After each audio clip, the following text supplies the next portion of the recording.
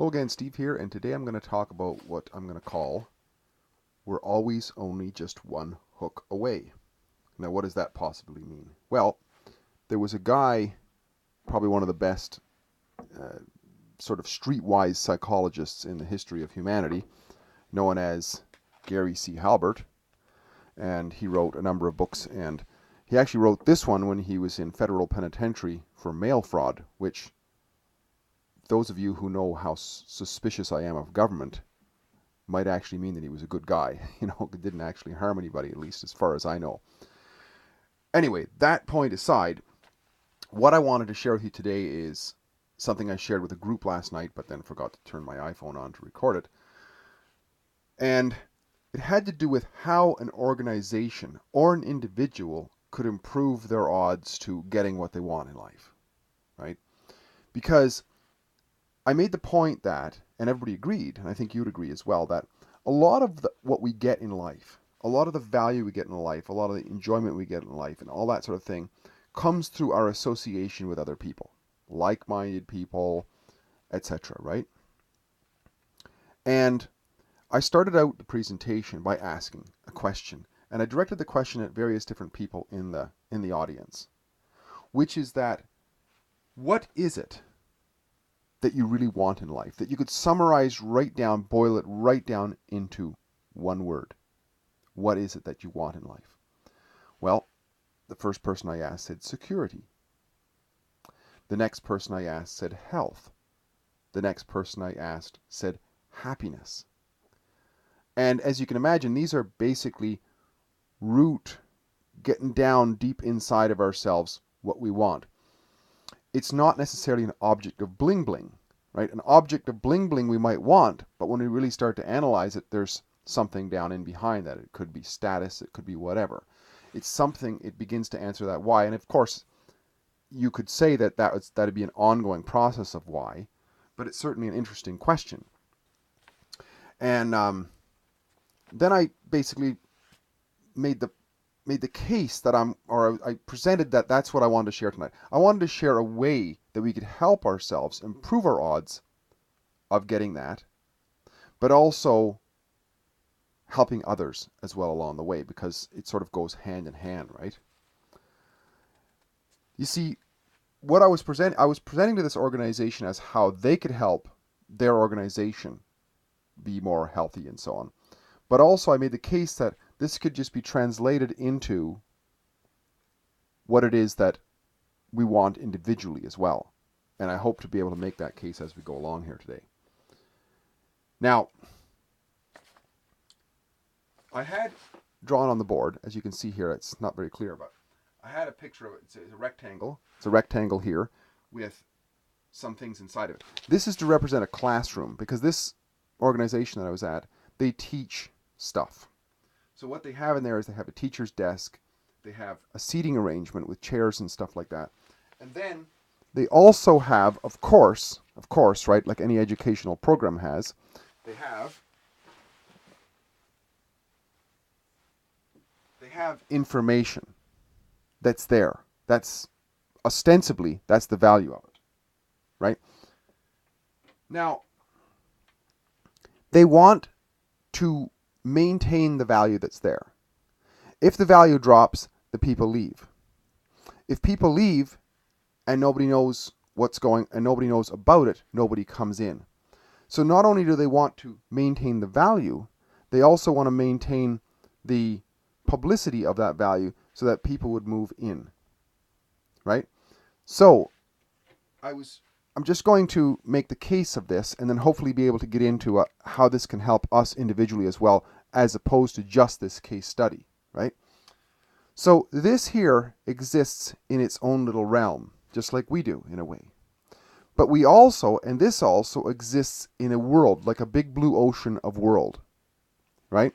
We represent that in a drawing by a street out front.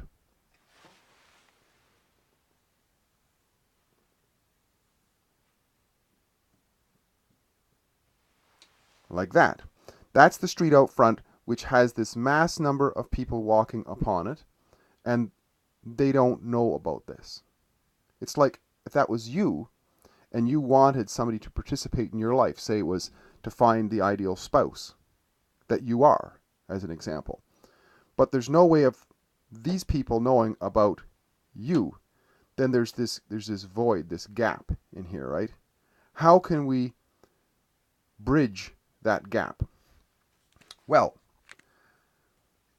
by a simple system I'm going to propose. And this, I'll tell you later, this isn't, I just didn't make this stuff up. It's more of an analogy of what has worked for me and what has worked for others. Now, you see this item here. It's still a little bit greasy because I actually use this item for putting oil in my vehicles, because pretty much all my vehicles drip a little bit of something. So I like older vehicles.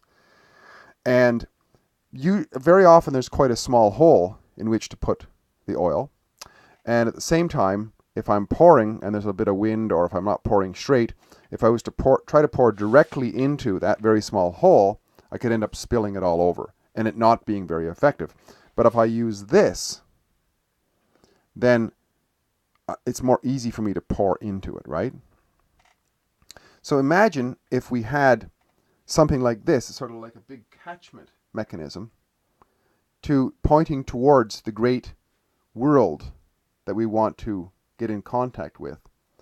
Then it might be more effective, right? So if we look at something like this, let's draw it first.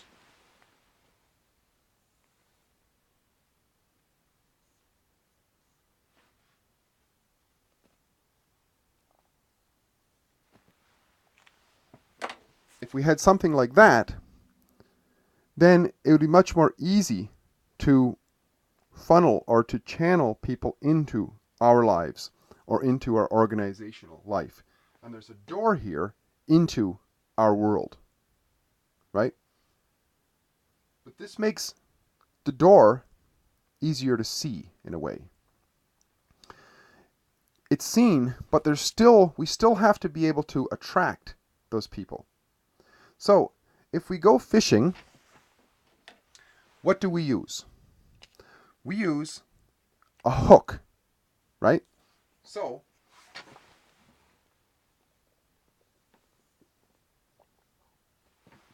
we put a hook out there. Now, just as an aside, yesterday when I was preparing this, I looked up in my etymology dictionary online. You can look it up. And I looked up what a hooker is. And a hooker, the first definition is that which hooks or uses a hook. And when I mentioned that, somebody in the audience said, so basically you're saying that we're all hookers. And everybody kind of chuckled, but in a way we are. If we're trying to put our message out into the world, it means we're trying to engage people in what it is that we're saying, or what it is that we're doing, or what it is that we're participating in.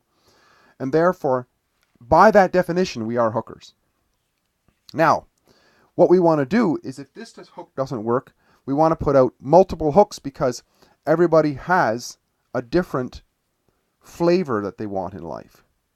I don't know if you've ever gone fishing. I know a brother of mine, he's a really good fisherman, and we used to call him Kingfisher, because this guy could fish and catch fish when none of us could as well. Blah, blah, blah. A tongue problem here.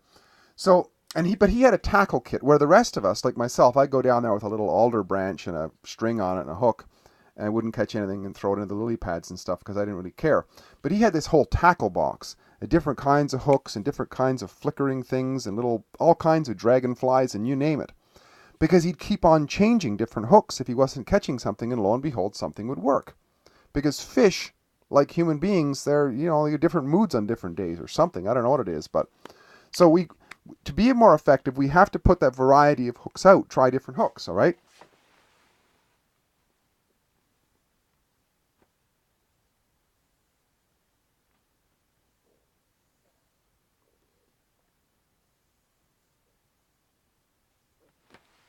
We have to try a variety of hooks, bigger hooks, smaller hooks, different colors, different little flippity things on them and everything else.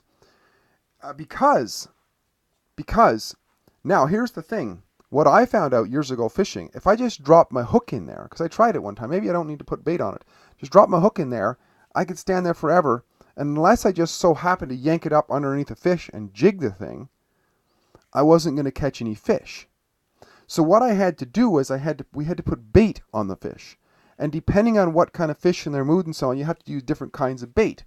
So in those people I asked, for example, if I was to bait this one with happiness. Because remember, one person said happiness. Another person said health. I'm just going to put a heart because I don't know what health actually looks like. And security, well, security I'll do with a question mark.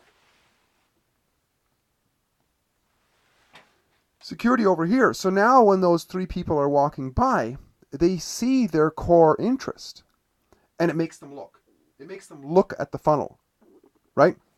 Like, for example, when I was in Mexico about a month ago, I was in San Miguel Allende, and there was a street parade going by, and there was all these people dressed up with different costumes and what have you.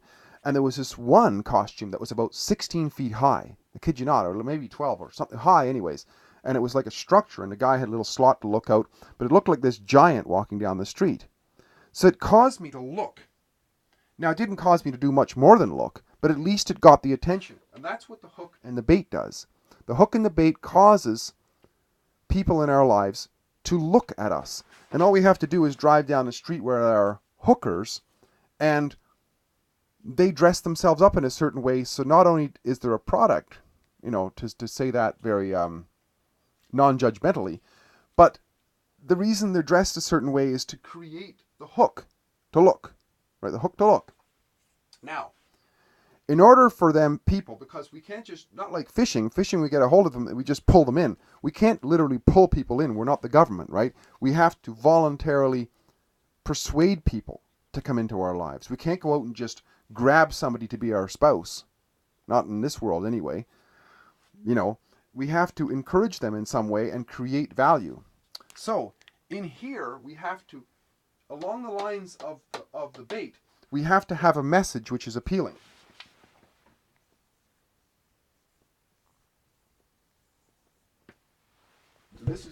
This is starter point 1.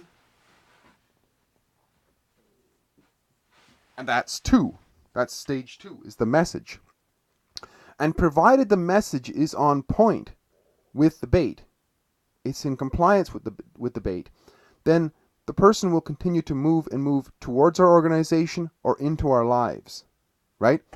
And now, finally, when they enter our lives or our organization, there has to be a product. There has to be value. We'll call it value or a product.